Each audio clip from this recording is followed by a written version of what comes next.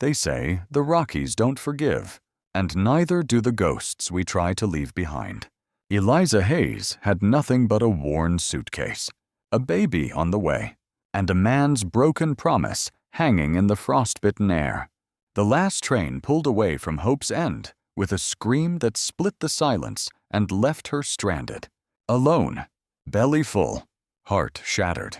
But just when the wind threatened to take her last breath, a stranger in a dark coat stepped out from the shadows. No words, just a quiet offer warmth, safety, a second chance.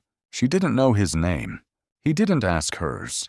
And yet, somewhere between the falling snow and the crackling fire, something unspoken began to bloom. But out here, peace never lasts long. Not when the past rides hard and fast with a name like Marcus Cole. This ain't just a story about survival. It's about reclaiming dignity, protecting what matters most, and the kind of love that doesn't ask questions, just shows up when it's needed most. What did you think of today's story? If it brought you any warmth or made you smile even for a second, drop a simple "good" in the comments below. Got your own thoughts or feelings? I'd love to hear them seriously. And hey, don't forget to hit that subscribe button. It's free, and it truly helps us grow this space for stories that matter. Thanks so much for being here. The last mournful wail of the departing locomotive had long since dissolved into the biting wind that swept down from the Colorado Rockies, leaving Hope's End Station swallowed by an unnerving, profound silence. Snow, arriving weeks earlier than any old-timer could recall in these late autumn days of the 1870s, fell with a quiet, relentless persistence, dusting the cracked wooden platform, the cold, unforgiving iron of a solitary bench, and the faded paint of the station's timetable, whose listed arrivals and departures now seemed like relics of a forgotten, more optimistic era. Hope's End.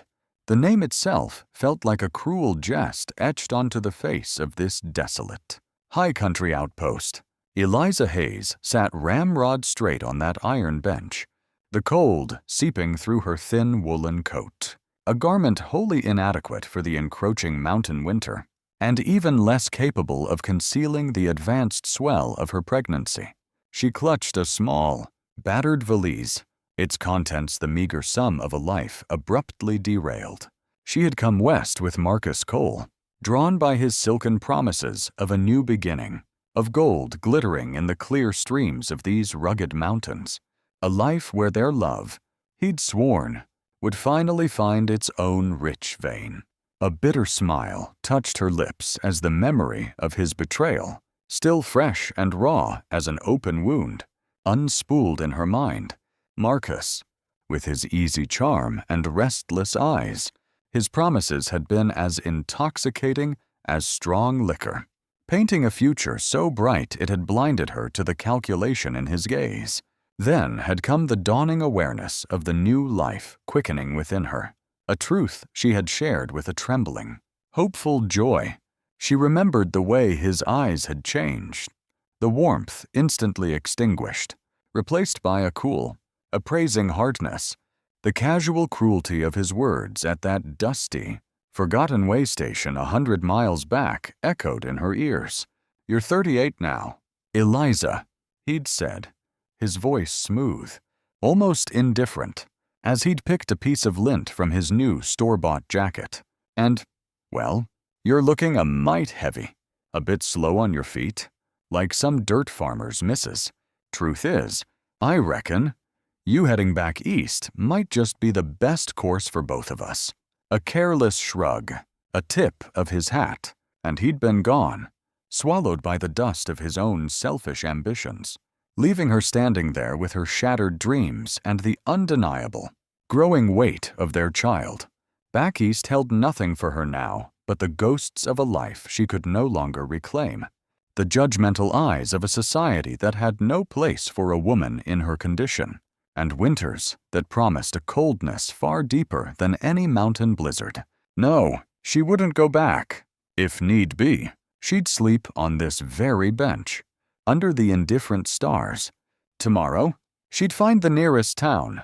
Surely there was one, somewhere beyond this God-forsaken station, and seek out work. Her hands, though roughened by travel, still remembered the intricate dance of needle and thread. She could sew. She would survive. For herself, for her child, a few shadowy figures, station hands perhaps, or the rare, hardy local awaiting some overdue freight, had glanced her way earlier, their looks a mixture of fleeting curiosity, ingrained suspicion, or a quickly suppressed flicker of pity. None had approached. Hope's End, it seemed, was well accustomed to the sight of dreams dying on its desolate platform. As the light began to fail, the sky bruising to a deep, ominous purple, and the snow thickened from a gentle dusting to a determined, swirling curtain, a tall figure materialized from the deeper shadows of the station building.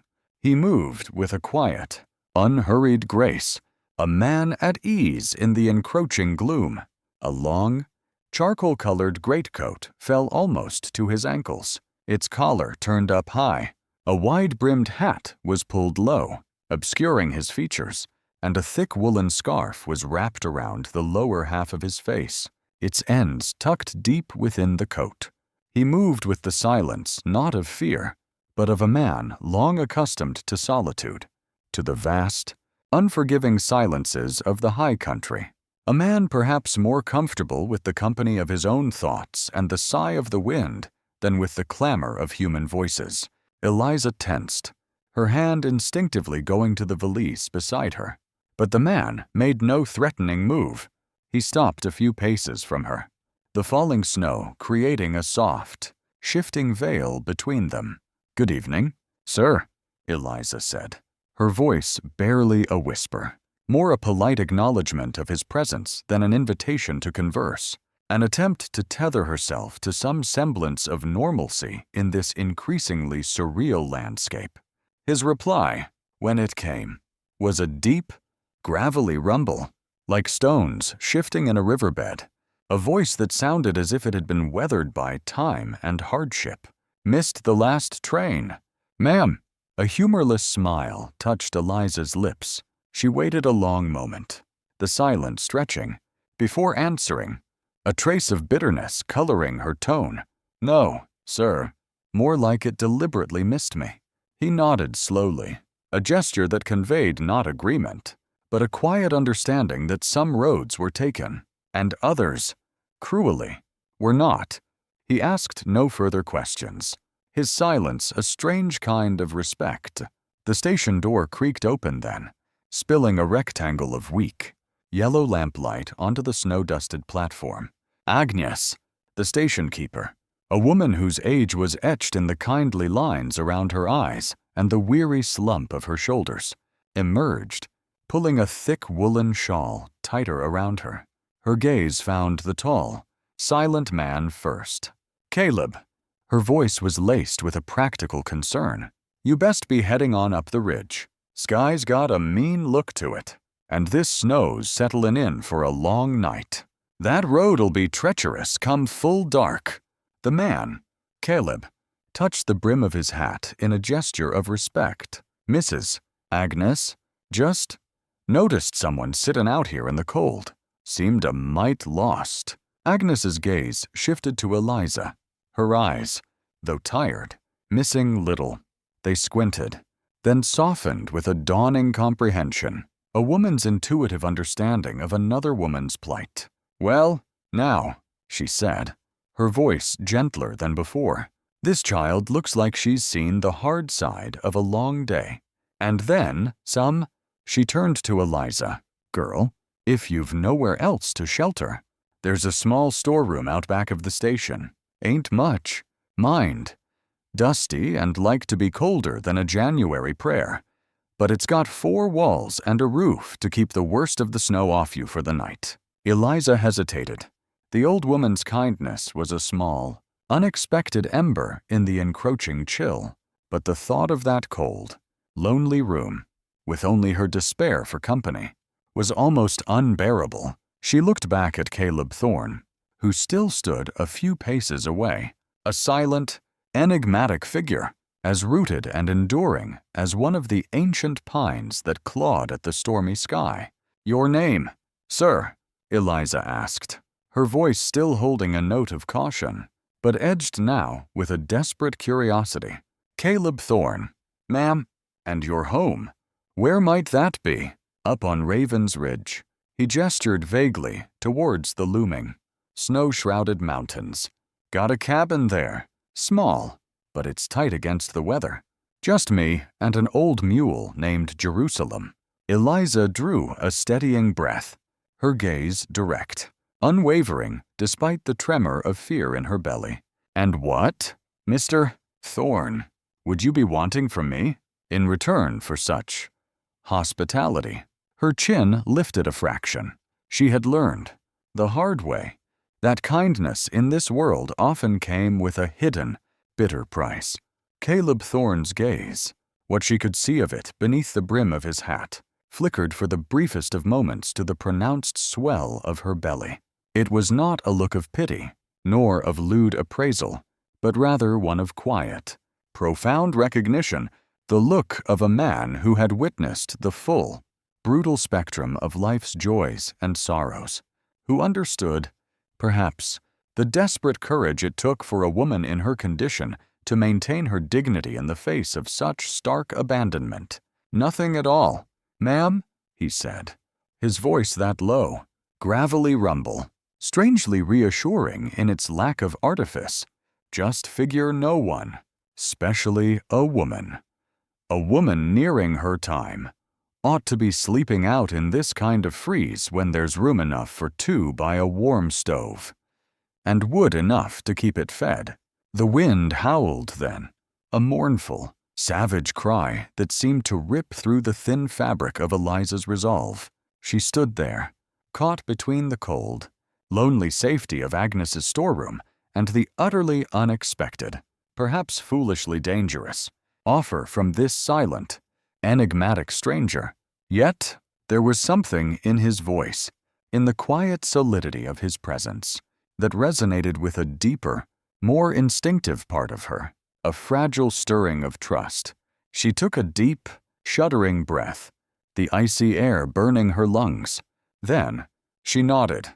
"All right, Mr. Thorne," she said, her voice barely more than a whisper against the wind's roar. I'll go with you." A barely perceptible nod was his only reply. He turned towards a sturdy, canvas-topped buckboard wagon that Eliza hadn't noticed before, parked in the deeper shadows beneath a stand of snow-laden pines. As they prepared to leave the dubious sanctuary of Hope's End, a new, uglier sound intruded, the raucous laughter and slurred shouts of men emerging from the direction of a dimly lit shack that might have been a clandestine saloon or a trapper's den. 3 of them, rough-looking, their faces flushed with drink and meanness, spotted Eliza, a lone woman, clearly pregnant, seemingly vulnerable. Their grins were predatory. "Well, now, what have we here?" One of them slurred, taking a swaggering step towards her. "Lost your way." "Little mother," lewd remarks followed, each one a small, dirty violation.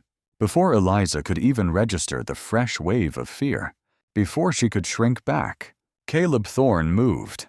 He didn't say a word, didn't reach for the Colt peacemaker she now saw holstered low on his hip beneath his greatcoat. He simply took one deliberate step forward, placing himself squarely between Eliza and the approaching ruffians. His stillness was more menacing than any shouted threat. His sheer size, the utter, cold impassivity of his hidden face, the way his shoulders seemed to broaden, filling the space, radiated an aura of lethal, coiled power. The drifters, their drunken bravado suddenly deflating, faltered. They looked from Caleb's silent, implacable form to each other, a flicker of unease, then fear in their bloodshot eyes, with a string of muttered curses and a final, resentful glare.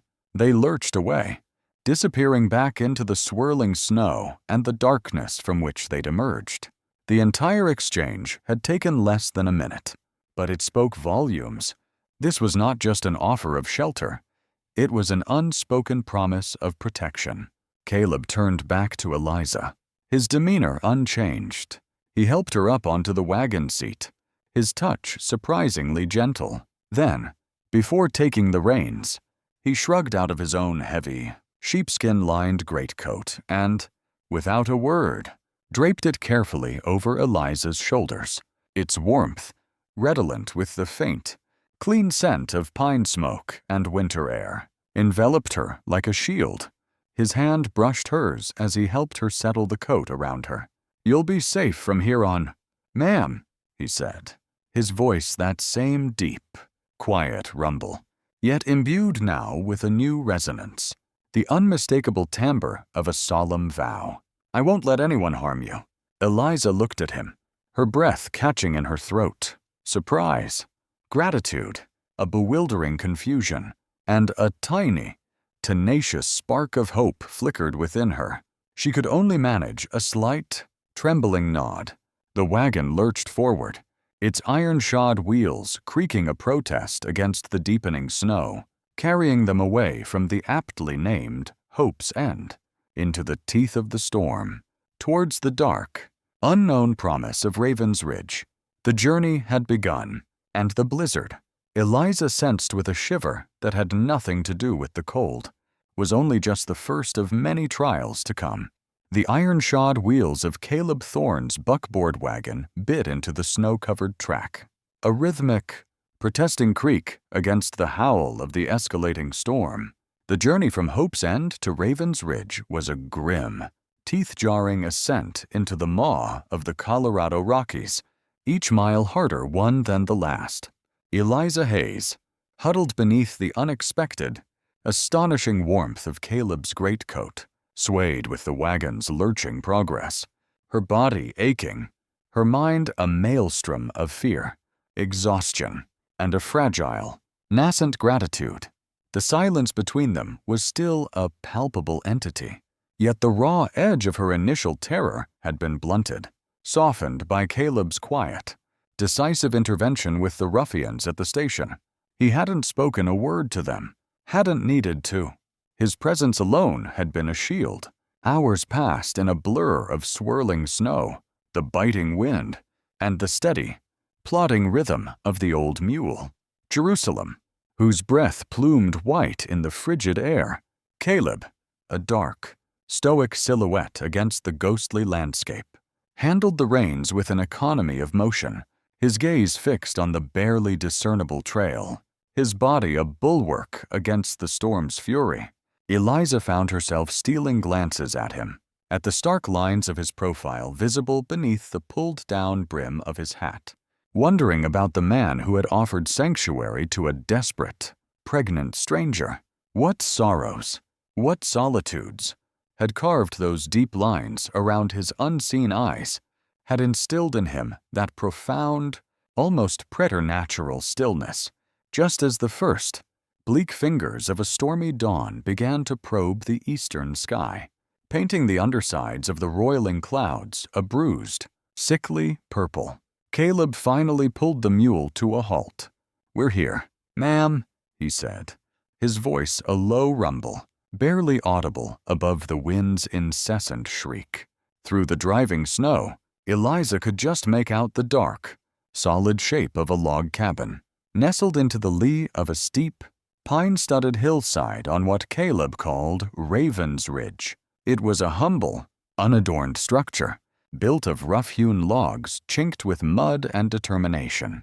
Yet it exuded an aura of unyielding strength, of a hard-won permanence against the wild, untamed landscape, a thin curl of smoke, impossibly warm and inviting, twisted from its stone chimney, a beacon in the desolate, frozen world.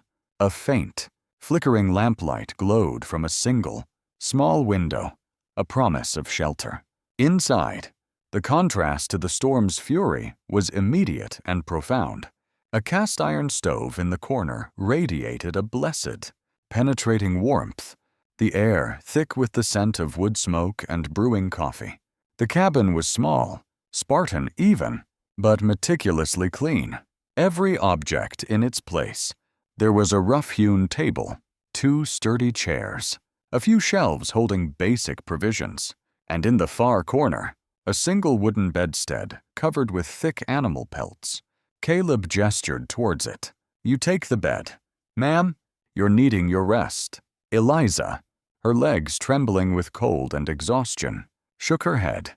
The man had already done so much. "No. Mr. Thorne, I can sleep by the stove, on the floor. I'm quite used to making do." He turned, his gaze, what she could see of it as he unwound the scarf from his face, revealing a visage as rugged and weathered as the mountains themselves, was firm, unyielding. "Not tonight. You won't. Not in my house." There was no room for argument in his tone. "You need your rest. For yourself. And for the child." The early days on Raven's Ridge passed in a quiet, almost somnambulistic rhythm, dictated by the necessities of survival in a harsh, isolated land. Caleb Thorne was a man of few words, his silences vast and deep, yet his actions spoke with an unexpected eloquence. He would leave a small stack of freshly split kindling by the stove each morning before heading out to check his trap lines or hunt. A bucket of fresh, cold water from the spring would appear on the table. He shared his meager meals without comment, always ensuring Eliza had the larger portion. He never pried, never asked about her past, about the circumstances that had brought her, alone and pregnant, to the desolate platform of Hope's End. He simply was a quiet, steady, unobtrusive presence. Eliza, in turn, tried to make herself useful, to not be a burden. Her hands, stiff and clumsy at first, gradually remembered their old skills. She mended a tear in Caleb's worn woolen shirt, her stitches small and neat. She kept the cabin tidy, swept the rough planked floor, helped to prepare their simple meals, and she watched him. She saw the profound loneliness that clung to him like a second skin, the way his eyes would sometimes stare into the fire with a deep, unutterable sadness, but she also saw his strength, his quiet competence, his profound, almost spiritual connection to the wild, unforgiving land that was his home. There were scars on him, she noticed, not just the physical ones etched into his weathered skin, but deeper, invisible wounds that spoke of a past filled with hardship, perhaps even tragedy. Several days into her stay, the weather, which had offered a brief, deceptive respite, began to turn. The sky took on a leaden, bruised hue. The wind, which had been a mere whisper, rose to a mournful howl, clawing at the cabin's sturdy logs, rattling the single window pane.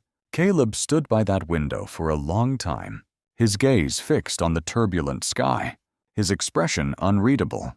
"Blizzard's comin'," he announced finally, his voice flat, stating a fact, not an opinion, a bad one. "I reckon. Could last for days." He turned to Eliza, a flicker of something, concern, perhaps even a reluctant apology. In his eyes, our woodpiles low. "Ma'am, and the larder." Well, it could be better stocked for a long siege. He paused, then continued, his voice hardening with resolve. "I need to check my far trap lines, see if I can't bring in something fresh, and get more wood down from the high slope before she hits us full force." A knot of apprehension tightened in Eliza's chest. "Mr. Thorne." "Caleb. Is it wise?" "The storm. It looks to be almost upon us." He nodded, acknowledging her fear, her logic. "It is a risk. Eliza," he admitted, using her given name for the first time, the sound strangely intimate in the charged atmosphere, but a greater risk to be caught without sustenance, without fuel to fight the cold. If this storm means to stay a while, I'll be quick. I aim to be back before full dark. You stay inside. Keep the fire fed. And don't you fret." But the blizzard, it seemed, had a mind of its own, a savage, impatient fury.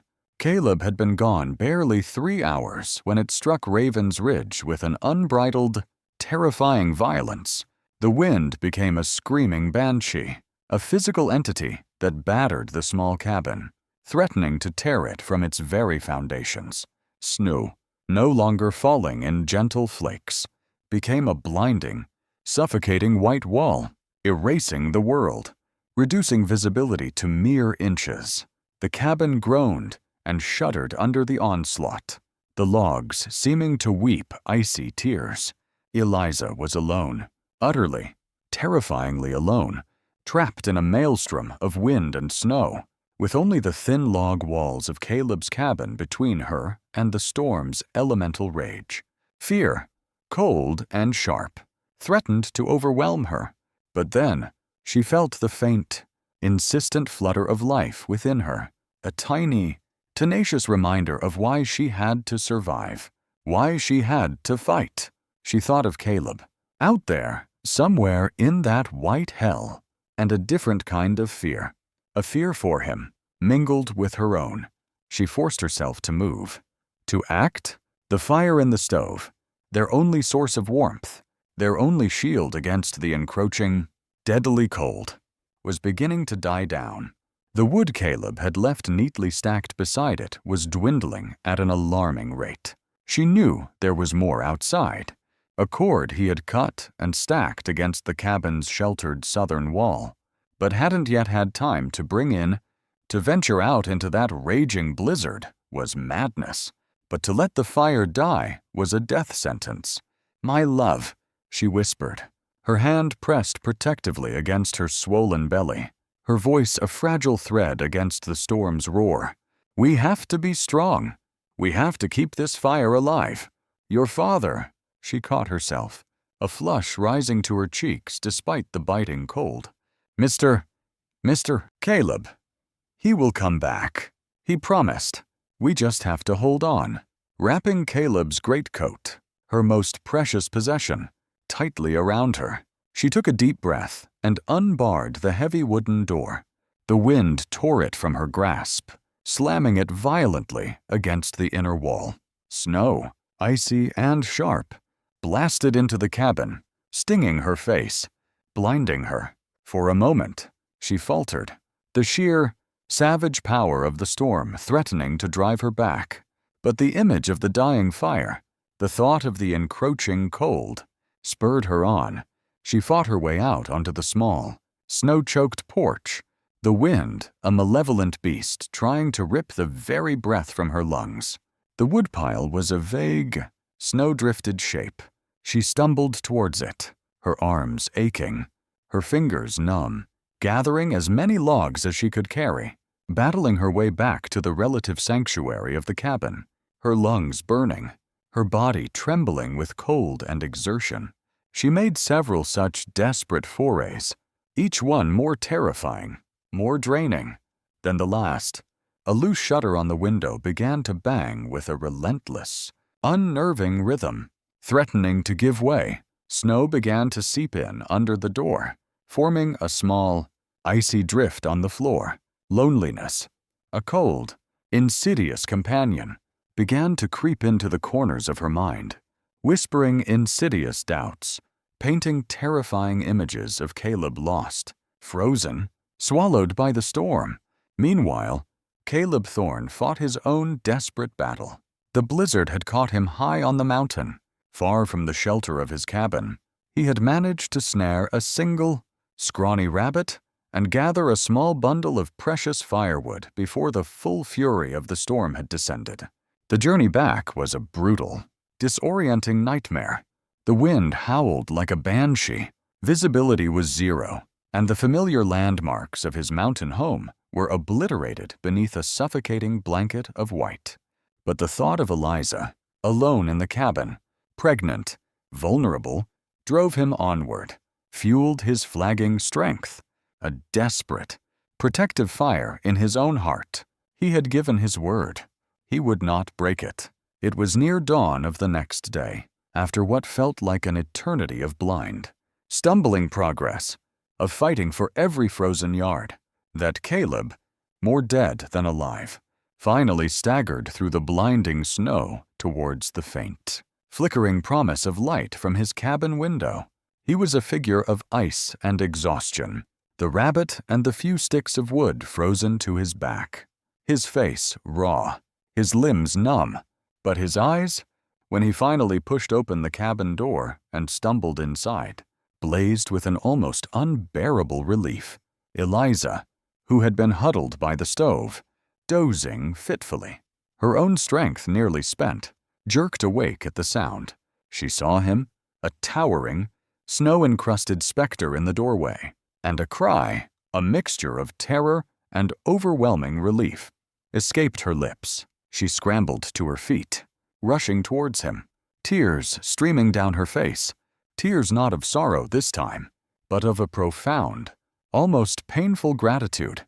He literally fell into her arms, his strength finally deserting him. She helped him stumble towards the stove, her own weariness forgotten in the sudden, urgent need to care for him. There were few words. None were needed. He saw her, safe. He saw the fire, still burning, a testament to her courage, her resilience, and a strange, unfamiliar warmth, a warmth that had nothing to do with the stove's heat, began to spread through his frozen limbs, through his very soul. He looked at her, truly looked at her, and saw not just a desperate, abandoned woman, but a woman of incredible, quiet strength, a woman who had faced down the storm's fury, alone, and had not broken. He managed a weak gesture towards the frozen rabbit still strapped to his back. She helped him unburden himself, her fingers brushing his as she took the meager offering. She eased his snow-caked coat from his shoulders, her touch gentle, then pressed a dipper of lukewarm water, saved from the melting snow, to his cracked lips. I thought. Eliza's voice was a choked whisper, thick with unshed tears. I thought you wouldn't make it back. Caleb looked up at her, his gaze, from beneath eyelids heavy with exhaustion, locking with hers. His voice was a hoarse, rasping sound, raw from the cold and the wind's relentless assault. I promised I'd return. Eliza, he said, each word an effort, and I don't break my promises. Not to folks I care about. The last words were hesitant, almost reluctant, yet they hung in the air between them, freighted with a significance that resonated deep within both their bruised and lonely hearts. They shared the rabbit that evening, roasted over the precious fire, a feast in their starved estimation. Eliza tended to the frostbite that was beginning to blacken Caleb's fingertips, her touch surprisingly sure, her concern a silent, comforting presence. They sat by the stove, the blizzard still raging outside, a wild, untamed beast clawing at their small sanctuary. They spoke little, but the silence was different now. It was no longer the silence of strangers, of caution and unspoken fears. It was a silence of shared experience, of a deeper understanding, a nascent trust forged in the crucible of shared peril. As exhaustion finally claimed her, Eliza found her head resting, almost unconsciously, against Caleb's sturdy, unyielding shoulder. He didn't move, didn't speak. He merely stared into the hypnotic dance of the flames, a profound, unfamiliar sense of peace, of belonging, settling over him, a warmth he hadn't felt, hadn't dared to feel, in more years than he could count. Outside, the storm howled on, its fury unabated, but inside the small log cabin on Raven's Ridge, a different kind of warmth, a fragile, unexpected connection, had taken root between two solitary, storm-battered souls. The ordeal had not broken them. It had, against all odds, begun to bind them. The blizzard would eventually pass, but the echoes of its fury and the quiet strength they had found in each other would linger, shaping the uncertain path that lay ahead, a path that would soon be threatened by the ghosts of Eliza's past, and perhaps by Caleb's own. The blizzard, having spent its initial savage fury, eventually retreated, leaving Raven's Ridge entombed in a vast, cathedral-like silence. The world outside Caleb Thorne's small cabin transformed into a breathtaking, yet treacherous, expanse of sculpted snow and ice. The air was crystalline, sharp with a biting cold that seemed to penetrate to the very marrow of one's bones. But the sky, for the first time in days, was a brilliant, unforgiving blue. The aftermath of the storm brought with it a new kind of shared labor. Eliza, though still weak and mindful of the precious life she carried, worked alongside Caleb with a quiet, determined energy. Together, they shoveled pathways through the deep drifts that had almost swallowed the cabin, their breath pluming white in the frigid air. They repaired a section of the roof where the weight of the snow had caused a minor leak, their hands occasionally brushing in the cramped confines of the attic space, a fleeting, almost imperceptible contact that nonetheless sent a jolt of unexpected awareness through them both. They took stock of their meager provisions, the reality of their isolation, their dependence on each other, a stark, unspoken truth that hung in the frosty air between them. This joint effort, this silent, practical cooperation in the face of nature's raw power, chipped away further at the walls of reserve that had initially separated them. A new rhythm began to establish itself within the small log cabin. Eliza was no longer merely a guest, a temporary recipient of Caleb's reluctant charity. She moved with a growing, quiet confidence, taking a more active role in the daily rituals of their shared, Spartan existence. The cabin, under her touch, began to feel less like a hermit's solitary refuge and more like a home. However humble, however temporary, she learned the quirks of the old wood stove, coaxing from it surprisingly palatable meals from their limited supplies. A savory rabbit stew, johnny cakes made with coarse ground cornmeal, coffee brewed strong and black. Her belly, now a prominent, undeniable testament to her impending motherhood, grew larger with each passing day, the movements of the child within her becoming stronger, more insistent, a secret, joyful language shared only between mother and babes. Caleb remained a man of few words, his silences as vast and deep as the mountain wilderness he inhabited. Yet, his concern for Eliza, once a subtle, almost grudging undercurrent, now manifested itself in small, tangible ways that spoke volumes. He made sure the wood box beside the stove was always filled to overflowing. He would return from his solitary forays into the snow-laden forest not just with game for their pot, but sometimes with a handful of late-season rosehips, their tartness a welcome change, or a curiously shaped piece of weathered pine, its grain intricate and beautiful, which he would leave on the table without comment. He began to talk more, not about himself, not about the past that still lay like a shroud over his spirit, but about the mountains, their moods, their dangers, their hidden beauties. He'd tell rambling, disconnected tales of encounters with elk, with bear, with the capricious, often cruel, spirit of the high country, his voice a low, gravelly rumble that Eliza found strangely comforting. He noticed everything, the slight tremor in her hands when she was overly tired, the shadow of worry that sometimes flickered in her eyes, the way she would instinctively cradle her belly when the child within her stirred. One crisp morning, as Eliza was carefully making her way down the icy path to the spring to fetch water, her foot slipped on a treacherous patch of hidden ice. She cried out, a small, startled sound, as she felt herself falling.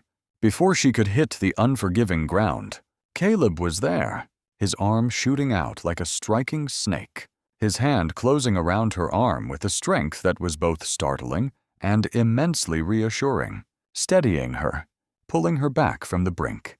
For a long moment, they stood there, suspended, his body close, his breath warm against her cheek in the frosty air. Their eyes met, and in that shared, unguarded instant. A jolt of something akin to electricity passed between them. A fleeting, powerful awareness that left them both slightly breathless, a little disconfused. He released her then, his expression unreadable, and merely said, his voice rougher than usual, "Careful there, Eliza." Grounds slick. The deep, unspoken currents of affection, of a burgeoning, hesitant trust, continued to flow between them, unseen yet potent. They still spoke little of their individual pasts, those carefully guarded territories of pain and regret. There were no overt declarations, no sentimental outpourings, but the language of shared glances, of small, considerate gestures, of comfortable silences filled not with awkwardness, but with a quiet, mutual understanding, spoke with an eloquence that words often lacked. Raven's Ridge, Eliza realized with a sense of quiet surprise, was beginning to feel less like a temporary shelter and more like a sanctuary, a true refuge from the storms of her life. And Caleb Thorne, the silent, enigmatic man of the mountains, was no longer a frightening stranger, but a steady, reliable presence, a man whose quiet strength she was beginning to depend on, perhaps more than she dared to admit. Even to herself, she found herself trusting him, implicitly. A warmth, unfamiliar yet deeply comforting, was beginning to thaw the frozen landscape of her own heart, a feeling she tried to suppress, to deny. Her past hurts, her uncertain future, a constant, cautionary whisper. For Caleb, the presence of Eliza, the undeniable, vibrant reality of the new life she carried, was like the first, tentative rays of a spring sun on a land long locked in winter's icy grip. A new, unexpected meaning was beginning to infuse the stark solitude of his existence, a purpose beyond mere survival. Several weeks after the great blizzard, when the mountain passes were once again deemed passable, a welcome, if unexpected, visitor made the arduous journey up to Raven's Ridge. Mrs. Agnes, the kind-hearted station keeper from Hope's End, her sturdy mule laden with saddlebags bulging with provisions, arrived one afternoon, her round face wreathed in a concerned, affectionate smile. She brought with her a bolt of soft flannel, a sack of precious flour, a jar of her own preserved peaches, and news from the distant, almost forgotten world of the settlement.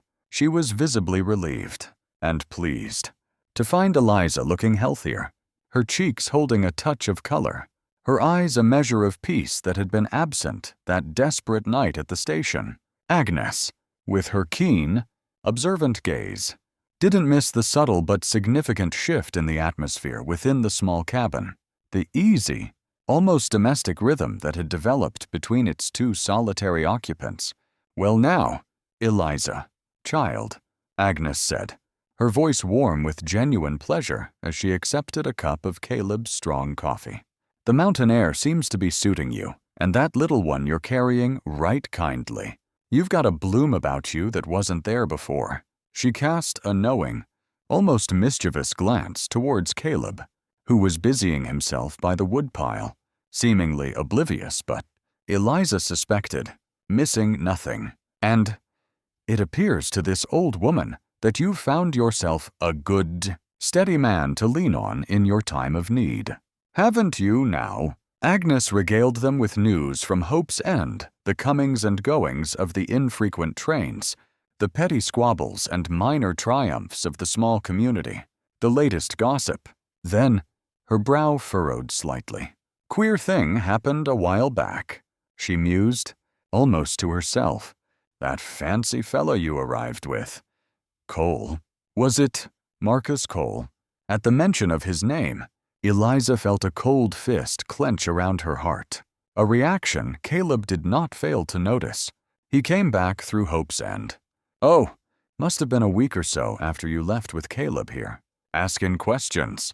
He was about a certain lady he'd been expecting to meet. Described you, near as I can tell."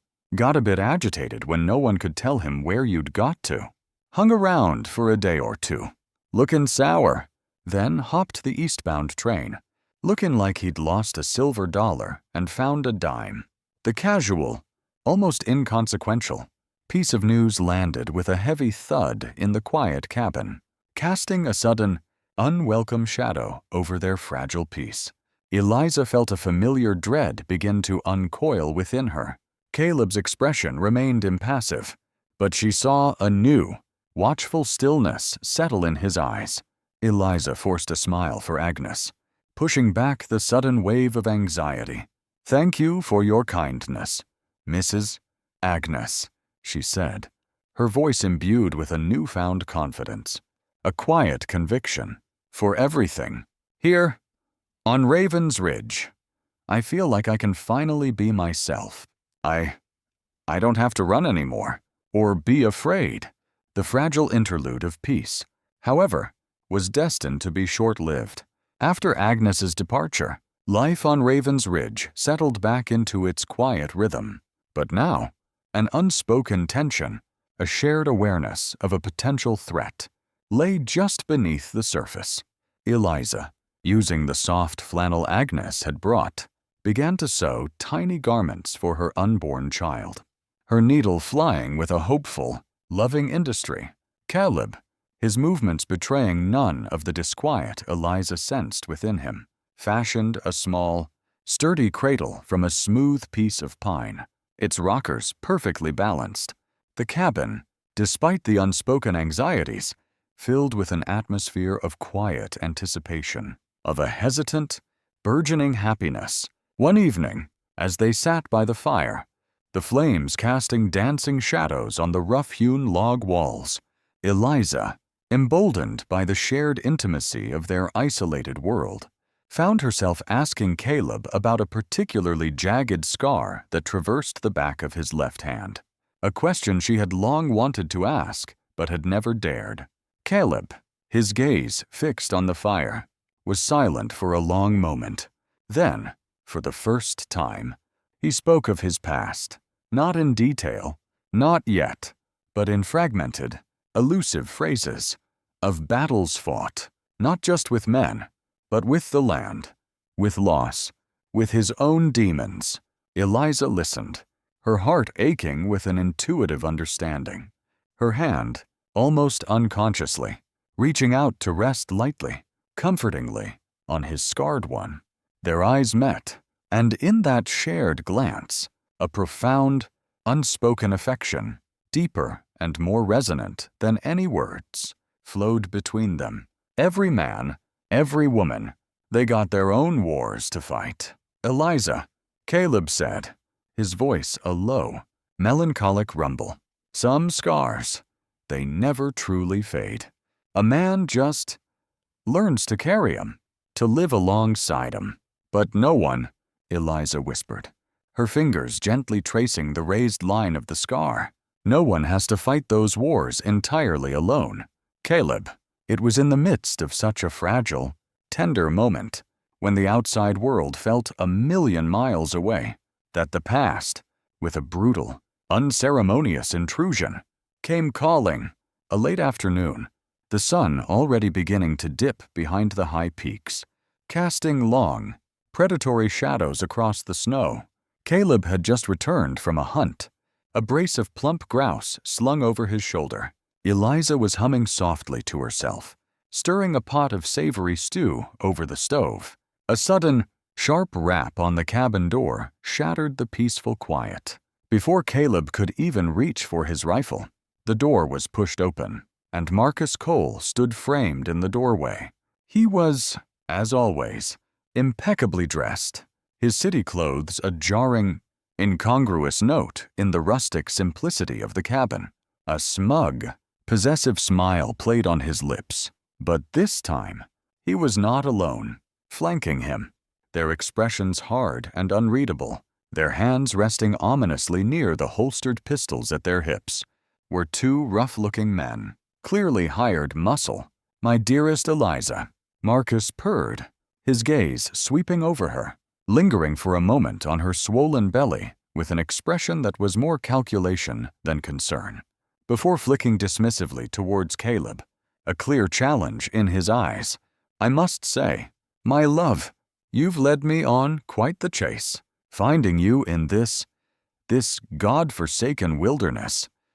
Well, it was no small feat. You have no idea how desperately I've worried about you." Caleb moved then, a silent, almost imperceptible shift, placing himself unconsciously between Eliza and her unwelcome visitor.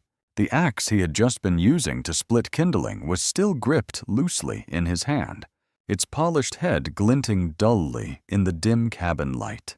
His eyes, fixed on Marcus Cole, were as cold and hard as a winter stone. Marcus's smile widened, a humorless, predatory baring of teeth. "And this, I presume," he said, his gaze raking over Caleb with ill-concealed contempt, "is the rustic gentleman who has been so gallantly caring for my Eliza in her time of need. I am, of course, profoundly grateful for your primitive hospitality, my good man, but your services are no longer required. I've come to take Eliza home, back where she truly belongs." Eliza stepped out slowly from behind Caleb's protective bulk. Her initial shock was rapidly giving way to a cold, clear anger. Her back was straight, her chin held high, her eyes, when they met Marcus's, blazing with a strength and a clarity that seemed to momentarily surprise him. There were no illusions left, no lingering traces of a fool's hope. "I never," she said, her voice low, steady, and laced with an undisguised, glacial contempt, "considered any place you inhabited to be my home. Marcus Cole. Not then, not now, and I have never, ever belonged to you." Marcus's suave facade began to crack. He tried his practiced charm, his wheedling, manipulative words. When those failed to move her, his tone hardened, a hint of the familiar menace creeping in. He spoke of her foolishness, of the dangers of this wild land, of the comfortable life he could still offer her, if only she would be sensible.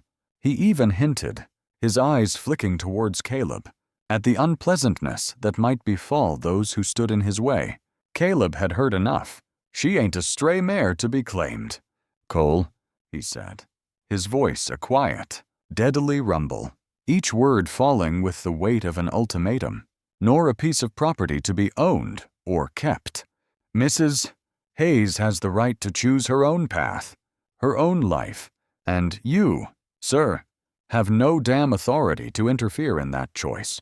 Now, if you wish to leave Raven's Ridge in one piece, I suggest you and your associates be on your way immediately."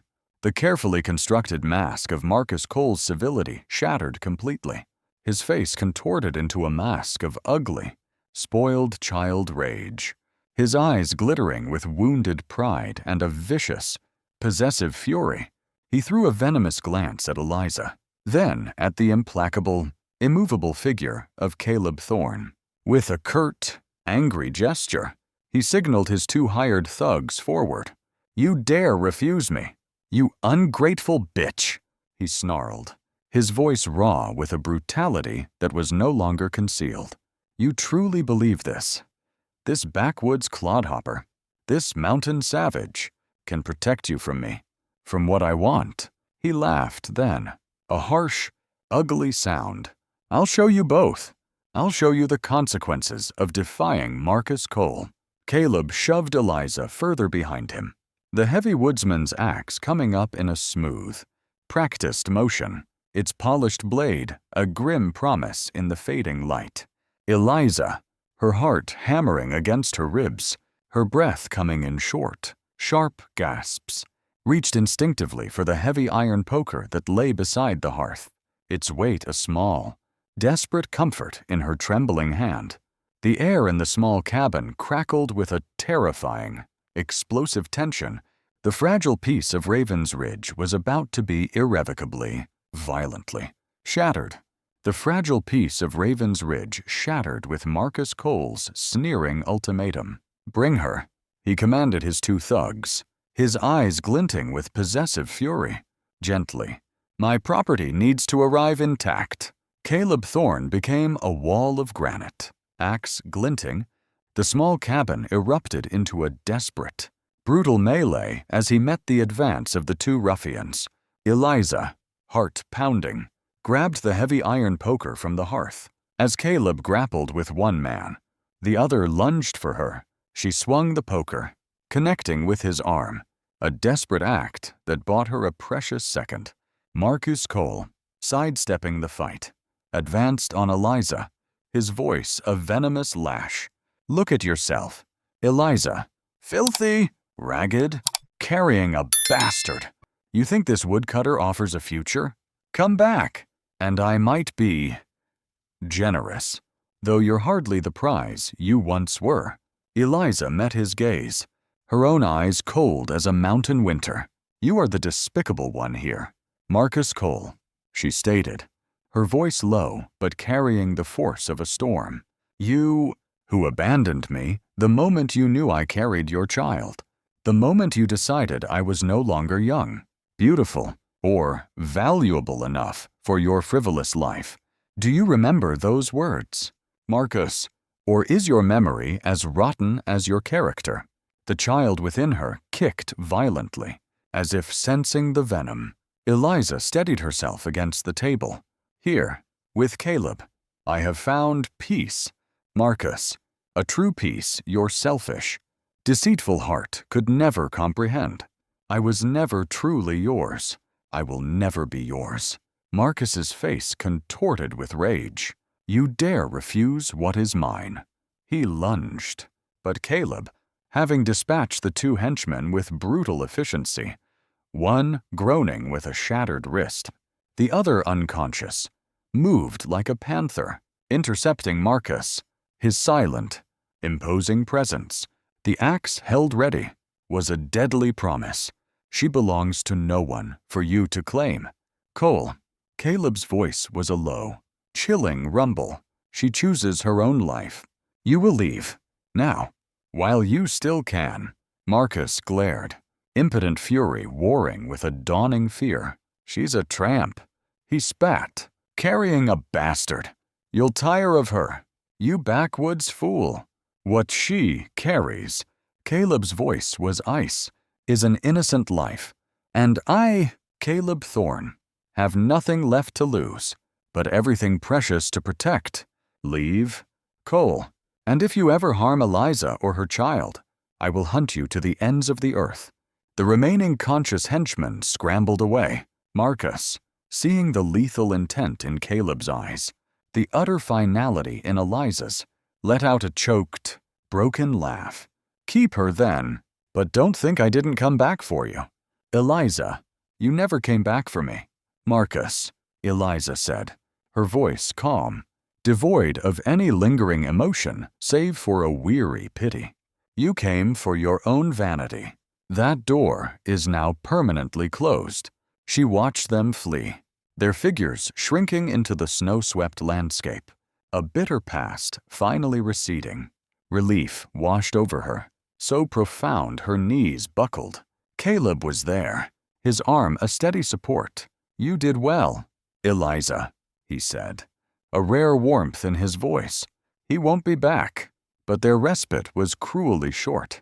As dusk bled into night, young Tom, Agnes's son from Hope's End, arrived in a panic, his horse lathered, his face pale with fright. "Mr. Thorne, Mrs. Hayes, Cole's back in Hope's End. He's got a gang with him this time. Real hard cases. He's drinkin', shoutin' he's comin' back here for his blood debt. Gonna teach you a lesson, ma'am, and deal with Mr. Thorne permanent." Caleb's face hardened. He knew this was no idle threat. "Thank you, Tom. You're brave. Get home to your ma, and stay clear of this ridge." As the boy galloped off, Caleb turned to Eliza, his eyes grim. "Eliza, get your things. Just essentials. We may have to leave, and fast. Eliza nodded weakly, tried to rise, but a sharp, undeniable pain shot through her. She gasped, clutching her belly, her face paling. "Caleb," she whispered, a new fear, yet a profound hope in her eyes. I don't think I'm running anywhere." "Oh, dear God. Caleb. I think the baby." "The baby's coming. Right now." Caleb was at her side, his grimness replaced by a fierce, protective resolve. "Then he won't get the chance to harm either of you. Eliza," he vowed, his voice a bedrock of strength. "Not while I draw breath." The hours that followed were a primal battle. Outside, the wind howled a mournful chorus. Inside, Eliza labored, her cries tearing through the small cabin. With no midwife, no help but Caleb, he became her anchor. He moved with a calm, instinctive competence, boiling water, preparing their cleanest linen, his voice a constant, low murmur of encouragement. "You're strong, Eliza," he'd whisper, wiping sweat from her brow. "Stronger than any woman I've known. Our little one. She's fighting to come to us, just a little longer. My dear." She clung to his calloused hand, his strength flowing into her. And then, as the first pale light of a new dawn touched the snow-covered peaks, a new sound filled the cabin. Tiny, yet fierce, wet, and miraculously alive. The first cry of their child, Caleb, his hands trembling with a profound, sacred awe, received the infant, a girl, rosy and perfect. He wrapped her in a warm woolen blanket, his heart swelling. "Let me see her." Eliza breathed, utterly spent, yet her eyes blazing with a radiant love. He placed the swaddled babe in her arms. Tears of relief, of joy, streamed down Eliza's face. "My baby," she whispered. "My little girl. She's here." Caleb, he knelt beside them, his own eyes suspiciously bright. "She is Eliza." His voice was thick with emotion. "Perfect, just like her mother." Eliza smiled weakly, a tear tracing a path through the grime on her cheek. We did it." Caleb, together, he helped her settle the child. Outside, the snow had stopped. The sky was clearing to a pale, promising blue. A fragile peace descended, but both knew, with a chilling certainty, Marcus Cole and his gunslingers were coming. Their fight, for their lives, for their newborn daughter, was far from over. The fragile peace that had settled over Caleb Thorne's cabin with the birth of their daughter was as delicate and ephemeral as the first rays of dawn painting the snow-covered peaks of Raven's Ridge. Inside, a profound, almost sacred stillness reigned. Eliza, her body aching with the sweet exhaustion of motherhood, slept deeply, her newborn daughter nestled securely in the crook of her arm, a tiny, perfect miracle breathing softly against her. Caleb sat vigilant in the worn wooden chair beside the bed, the Winchester rifle resting across his knees, his gaze unwavering, fixed on the two precious lives entrusted to his care. A powerful, unfamiliar emotion swelled within his chest, a fierce, protective tenderness that was a stranger to his usually stoic, solitary heart. This, he realized with a jolt that was both terrifying and exhilarating, was what it felt like to have someone, infinitely precious to lose. The night deepened, the wind outside resuming its mournful song, whispering through the ancient pines, rattling the ill-fitting window shutters. The lamps, trimmed low, cast flickering, elongated shadows that danced on the rough-hewn log walls, transforming the small cabin into a haven of warmth and fragile security against the vast, indifferent wilderness. Then it came, a sound that shattered the stillness, that sent a sliver of ice straight into Caleb's heart. 3 soft, almost hesitant taps on the heavy wooden door, not the desperate, frantic pounding of someone lost in the storm. but something else entirely. Something measured, calculated, inescapably menacing. Caleb was on his feet in an instant, the Winchester leaping into his hands as if it were an extension of his own arm. His movements fluid, silent as a predator's. He motioned for Eliza to remain still, though she was already stirring, her eyes fluttering open, a mother's instinct instantly alert. He moved to the small, grimy window, carefully, a fraction of an inch at a time, pulling back the edge of the worn calico curtain. Eliza, her heart lurching with a sudden, sickening dread, clutched her baby tighter. "Caleb," she whispered, her voice barely audible. He didn't turn, his gaze fixed on the scene outside, his body a rigid line of tension. "It's him, Eliza," he said, his voice a low, flat rumble, devoid of inflection, yet carrying the unmistakable weight of certainty. "He's here, Cole." He didn't need to elaborate. A cold fear, sharp and familiar, pricked at Eliza, but it was different now, overlaid with a new, fierce, maternal resolve. "Don't go out there, Caleb," she pleaded softly, her voice trembling despite her efforts to remain calm. "Not alone, not in the dark.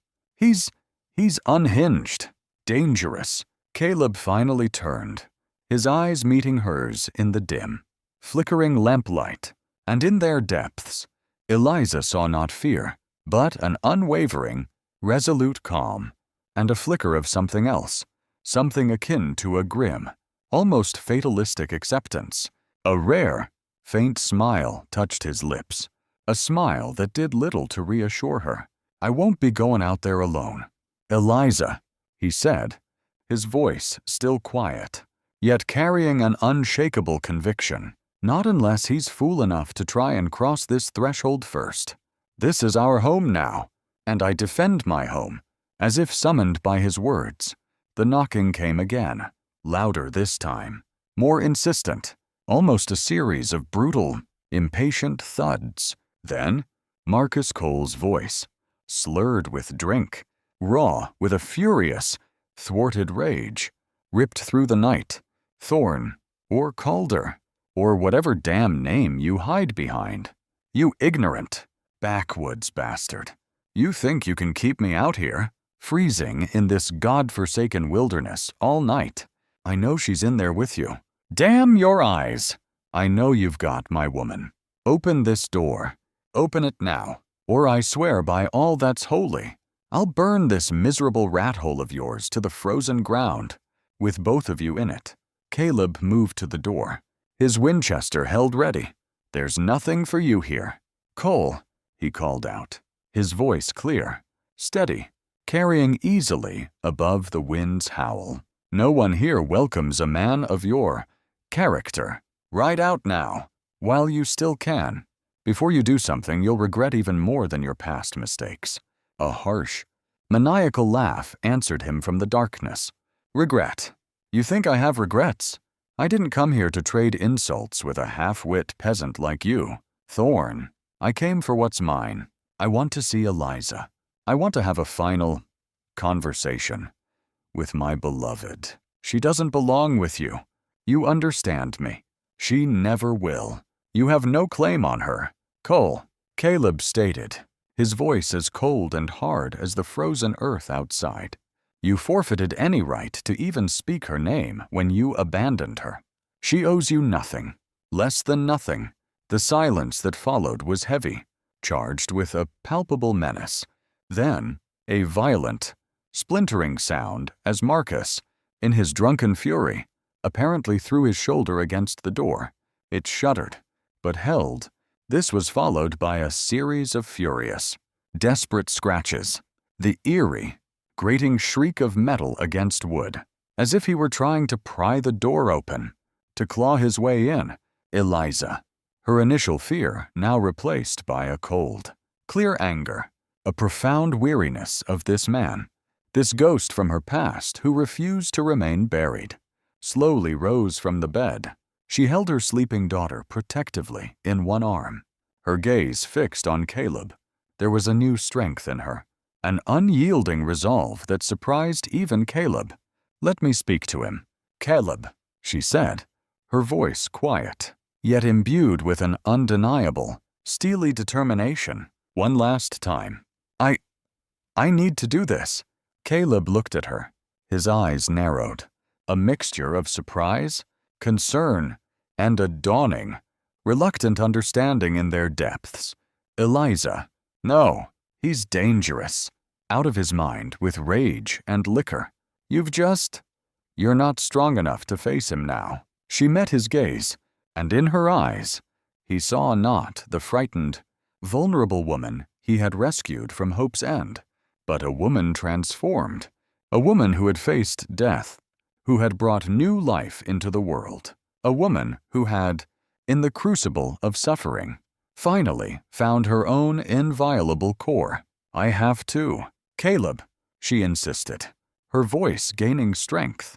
"I need to face him myself, to cut these last, rotten ties, so that he can never again cast his shadow over my life, over our child's life. I am not the weak, foolish woman he remembers, the woman he so callously discarded. There are some battles. Caleb, a woman, a mother, must fight for herself, to truly be free." There was a profound, almost regal dignity in her bearing, a quiet certainty that brooked no argument. Caleb looked at her for a long, searching moment, then gave a single, almost imperceptible nod. He understood. This was her closure, her final act of reclamation.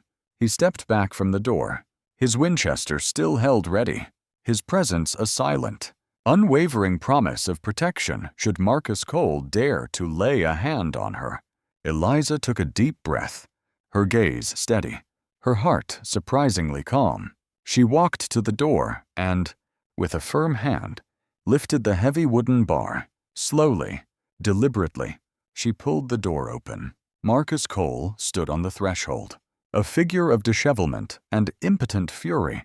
Snow dusted the shoulders of his expensive, now rumpled, coat and clung to the wide brim of his once fashionable hat. His hair was wild, his eyes bloodshot, glittering with a mixture of alcohol-fueled rage and a desperate, thwarted possessiveness. He stared at Eliza, his jaw working. Then his gaze dropped to the swaddled infant she held so protectively in her arms. A flicker of something. Shock, disbelief, perhaps even a momentary, quickly suppressed, pang of something akin to regret, crossed his face. He then looked past her, into the dimly lit cabin, his eyes locking for a moment with the cold, unwavering gaze of Caleb Thorne, who stood like a silent, avenging specter in the shadows. "You," Marcus finally stammered, his voice thick with a baffled, incoherent rage. You don't even know what you've done. Do you? You faithless bitch. You've ruined everything, everything." Eliza looked at him, and in her eyes, there was no fear, no hatred, only a profound, weary pity, and an unutterable, cleansing contempt. "I know exactly what I am doing, Marcus," she said, her voice calm, clear, each word falling like a small, perfectly formed stone into the silence. "For the very first time in my long, often sorrowful life, I am choosing my own path. I am choosing the life I will live, and I am choosing who I will love, who I will share that life with." Marcus took a stumbling step closer, his hand reaching out as if to grab her, to reclaim her. "You were mine, Eliza. You can't deny it. You belong to me." She didn't flinch. "No, Marcus," she said, her voice low, steady, each word a final, irrevocable severing. "I was never truly yours. Not for a single, honest moment. I was lonely. Yes, I was weak, desperate. And you, with your practiced charm and your empty promises, you preyed upon that weakness, that desperation, for your own vile, selfish ends. But I never belonged to you. Marcus, Not in the way your twisted vanity imagines. And this child, she held her daughter a fraction closer. She will never belong to you. Not even in the darkest, most delusional corner of your thoughts. Marcus lunged then, a guttural snarl ripping from his throat, his eyes wild with a desperate, murderous intent. But before he could take a second step, before his hand could even brush against Eliza's arm, Caleb Thorne moved. The Winchester spoke. Once, its voice a deafening, definitive roar in the confined space of the doorway. Not a killing shot. Caleb hadn't aimed to kill. Not yet. But the bullet slammed into the log doorframe inches from Marcus Cole's head, sending splinters of wood flying. The impact, a brutal, physical punctuation to his earlier warning. Marcus froze, his lunge arrested in mid-motion, his face a mask of stunned, abject terror. He stared at Caleb, at the smoking muzzle of the Winchester, at the cold, implacable promise of death in the mountain man's eyes. You want to prove you're still a man. Marcus! Eliza's voice cut through the ringing silence, cold and sharp as a shard of ice. Then do the last decent thing you're capable of. Leave. Now. And never, ever, come back here. Never again cast your shadow over our lives. My daughter will never know your name. She will never have to bear the burden of a father as craven, as cruel, as utterly contemptible as you. Marcus Cole stared at her, at the child in her arms, at the steadfast, unyielding figure of Caleb Thorne behind her. A silent, deadly guardian. Something in him, some last, festering vestige of his arrogant pride, seemed to shrivel and die. He saw not love, not regret, not even a flicker of remorse in his own reflection, only the stark, empty desolation of a man who had finally, irrevocably, come face to face with the utter, pathetic bankruptcy of his own soul. He had mistaken possession for love, control for affection, and in doing so, had lost everything, had become nothing. He spat, a gesture of impotent, childish defiance, onto the pristine snow at his feet. Then, without another word, he turned and stumbled away, a broken, defeated figure, disappearing into the pre-dawn gloom. His remaining henchmen, if any had dared to follow him this far, already long gone, melting back into the shadows from which they had crawled. Eliza watched him go, watched until his hunched, pathetic figure was swallowed by the darkness. Then, with a sigh that seemed to release years of accumulated pain, of fear, of shame, she slowly, gently, closed the cabin door. The heavy wooden bar slid home with a satisfying, definitive thud, a sound that echoed not of imprisonment, but of sanctuary, of a final, blessed release. Inside, the fire in the hearth still burned brightly, its flames dancing a cheerful, defiant jig, casting a warm, golden glow over the small, peaceful room. Eliza sank into the old armchair, her precious daughter stirring softly, contentedly, in her loving embrace. Caleb carefully, reverently, placed the Winchester back in its accustomed place above the mantelpiece. He knelt before Eliza, before his newfound family. His calloused hand reached out, gently, tentatively, covering hers where it rested on the sleeping child. Are you truly all right, Eliza?" he asked, his voice hoarse with a profound, unspoken emotion. After all of this, Eliza looked at him, at this quiet, solitary man who had become her protector, her confidant, her rock. A smile, the first truly peaceful, truly joyful smile she had felt in longer than she could remember, illuminated her weary face. "Yes, Caleb," she whispered, her voice thick with unshed tears of gratitude, of relief, of a dawning, incredible happiness. Now I believe I am more all right than I have ever been." He didn't press her further. He simply held her hand, his touch warm, strong, infinitely reassuring. Outside, the wind still whispered through the pines on Raven's Ridge, but its voice was different now. It no longer carried the chilling premonition of danger, the mournful sigh of loneliness. Now, it seemed to sing a quiet, hopeful lullaby, a song of peace, of sanctuary, of a new beginning. After a long, comfortable silence, as their daughter slept soundly, her tiny face a portrait of innocent serenity, Eliza looked at Caleb, her eyes shining with a mixture of gratitude, trust, and a hesitant, dawning hope. "Caleb," she began, her voice soft, a little uncertain. I don't rightly know what the future holds.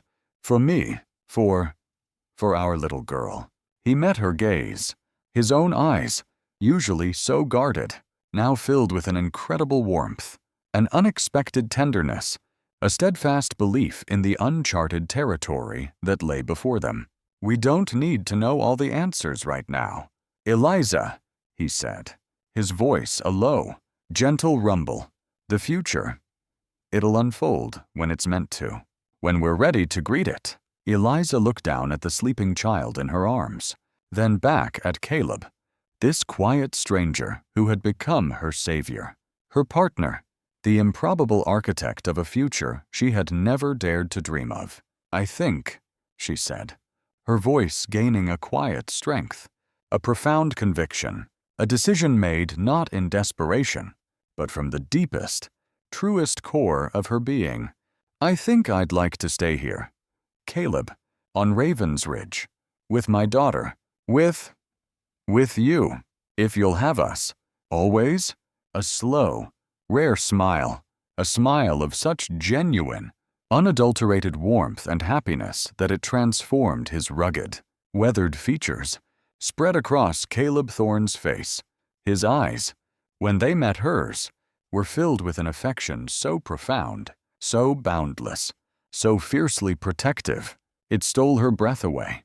"Eliza," he said, his voice thick with an emotion that needed no name. "You were always here.